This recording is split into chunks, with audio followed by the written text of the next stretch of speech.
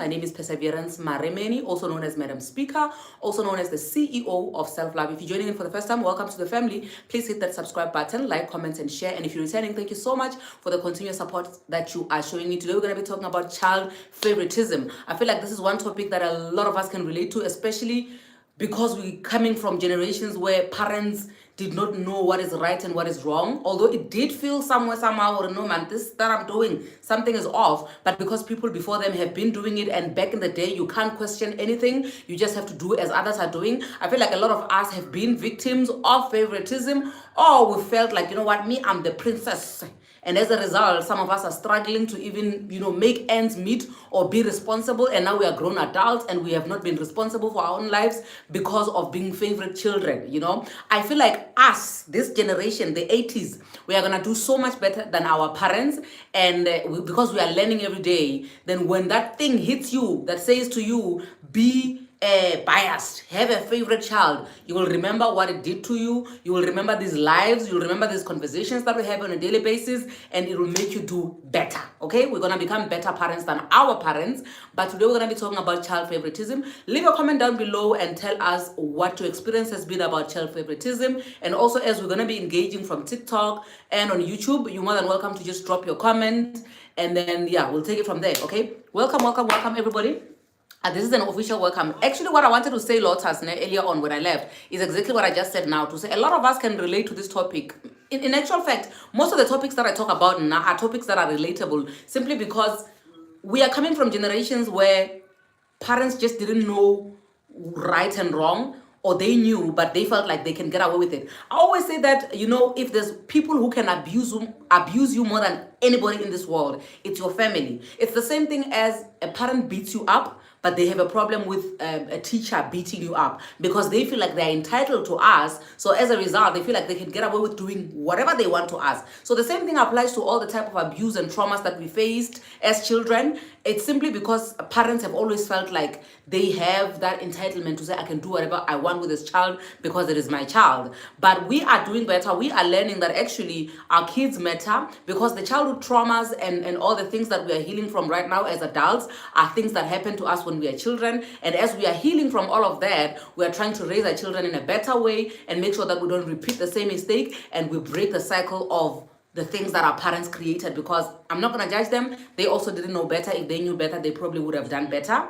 But we are here now. Who's going to go first with a story to share about child favoritism, how that has affected them, whether positively or negatively? I'll give you one to Kido to start. Oh, okay. You are such a gentleman. Well, I can be a gentleman, darling. You can when you want, ne? Darling. And when you don't want, you can be a what? Yes.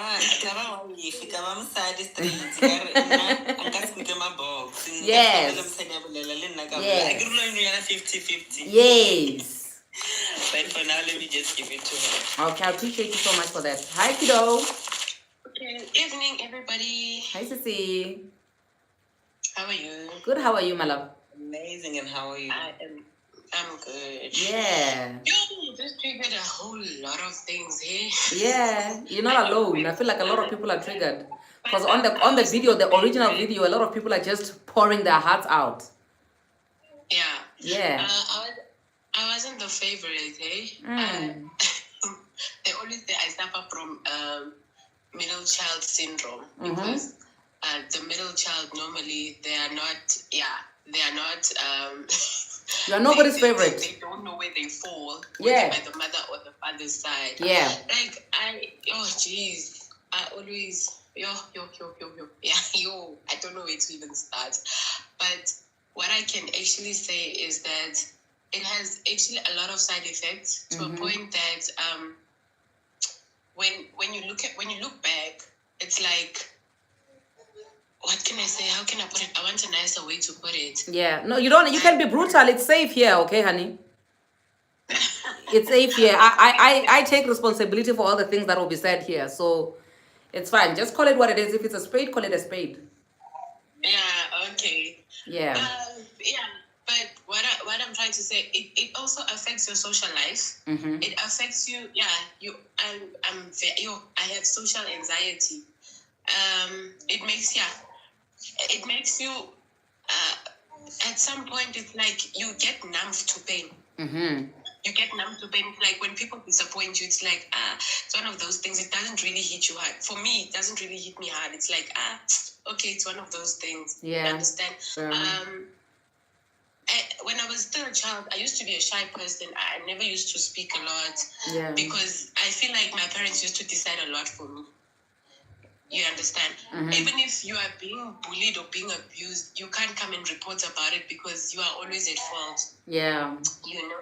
Yeah. So now, when I grow older, as old as I am right now, okay, I'm still a 90s baby. Okay. But I feel if somebody tries to offend me, I stand up for myself. I address it there and there. Yeah. I don't waste time. Yeah. And I'm seen as a person that's I'm not I don't respect. I am too violent, and I'm not. I address things there and there. Yeah. I want things to be straight, you know. Yeah. Also, building a relationship with parents is hard now because I couldn't speak to my parents about anything. Even like when you grow up and you become a teenager and maybe you are invited to a party. By just asking to go to a party, you are being shouted as if you're coming from there. Yeah. You know? Yeah. So even when I started having relationships, romantic relationships and stuff like that, speaking to my mother was a difficult thing. Yeah. Even now, as I have kids and I'm engaged, it's difficult. Like, I remember her asking me, how did you guys meet with your partner?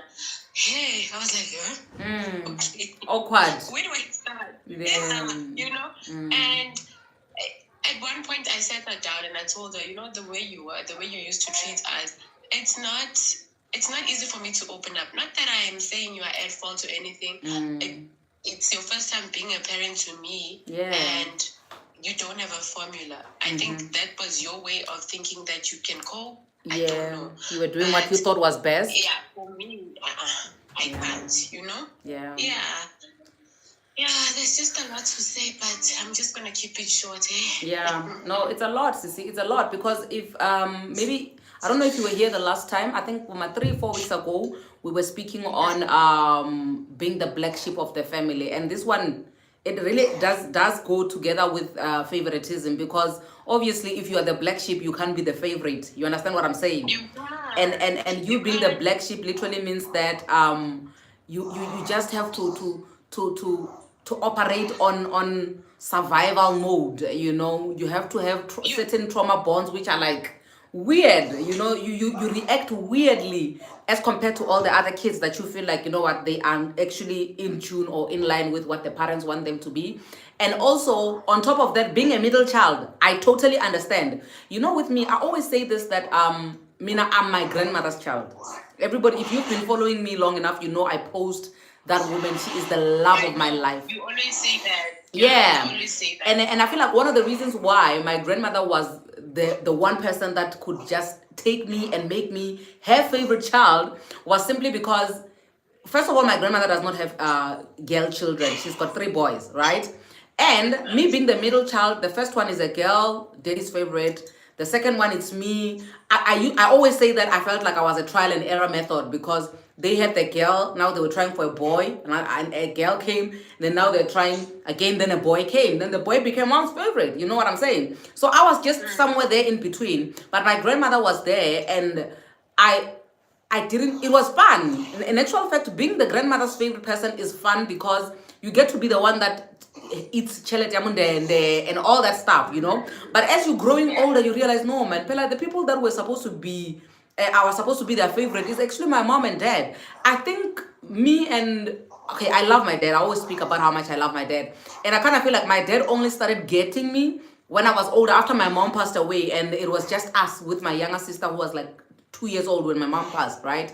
So only then we started actually just getting along and getting each other. Even now, my dad is like my BFF, right? But those memories that I have growing up as a child, having to fight for certain things that I feel like other kids got freely, having to be the one that I have to defend myself all the time, I have to be beaten up for things that I didn't even do. It got to a point where when I was now married, right? I remember I used to say this to my ex all the time, that listen, I'm not gonna come and report anybody from your family who does anything to me. I'm gonna deal with them myself. And I trust and believe. Unfortunately, my marriage didn't work out because of me and my ex, the two of us. It had nothing to do with anybody else because me, I was dealing with everybody accordingly. Shem, jealous down. That's how it is, because I'm always told you need to humble yourself towards your in-laws. You don't speak to them like that. You don't, and I always address them. I address them. I used to address them. Even at work, I'm always told, when are you forgetting? When are you the last one here in the department? The way you talk, even my firstborn is not as old as you are. Yeah. The way you talk to us. That's not how it works. And I tell them straight, that's not how it works. I don't have a mother. Understand? I came as myself. And even my mother, when she's working with children my age, if she doesn't also behave, they will put her in a place. They will put her in a place if she's not respecting them. Because here we're at work, it has got absolutely nothing to do with age. You give me respect, I give you respect. I'm not your child. If I was your child, I'd be sitting at home and you'd be giving me money. You understand what I'm saying? Yeah. Man, thank you so much, kiddo. I really appreciate your input on this topic because I feel like it's so relatable for a lot of us. Lotus, do you want to go? Yeah, I can give my 2 cents story before I go to sleep because it's the AMs where you are. See your life. Nice life problems, you. So me growing up, we are 4 at home, right? I Yeah. have a big sister, my brother, my sister, and then me. I'm the baby of the house. Yeah. So we've never really had that thing here, but we could say this one is the favorite, this one is not. I feel like we've always had seasons. Like, for example, my dad has, you know how black fathers are in black communities. Another thing like I have so much love towards you, and they feel, or they don't know, not that they feel, for lack of a better word to use, I would say they don't know how to show love towards their children, especially like boy children and all that. But I've always grown up as a different child. I've always been me that I am today, that you're hearing and seeing. That has always been me. So with my dad, he would have a face in time. I remember, let me start with my big sister. There was a time where my big sister was like wanting to learn how to drive, and he would like want to teach my big sister alone, and would want to be with my big sister alone in the car and be like, you guys can't be in the car. No. You tell your sister how to drive. You guys can't even be in the car. Stuff like that. And now we also wanted to learn at that time as well. And for me, it would hurt me. And for me, I act like there and there. I don't wait for stuff to, or like, no. If I'm hurt now, I'm going to talk about it now. And now, when that was the first phase with my sister, and then if he gives his attention and time to one, others just become neglected. Then it comes to my brother. Growing up Christmas, my dad would want to buy me and my other sister, the one who comes before me, clothes like from any other store. And as kids, when you're growing up, you want, even if it's like, for example, from Mr. Price, you'd know what you want, Mr. Price. But my dad would want to take a decision for you. I remember at some point, he took us to Limpopo Mall. I don't regular the phone. And when we got there, Nigga wanted to buy us the is it E250 or something, the one that flips? Yeah. That slides. And I was like, I don't want an E250. I wanted this something star, like it was a touch. This is not what you want, then I'm not going to buy your phone. And I showed him there and there that I am one person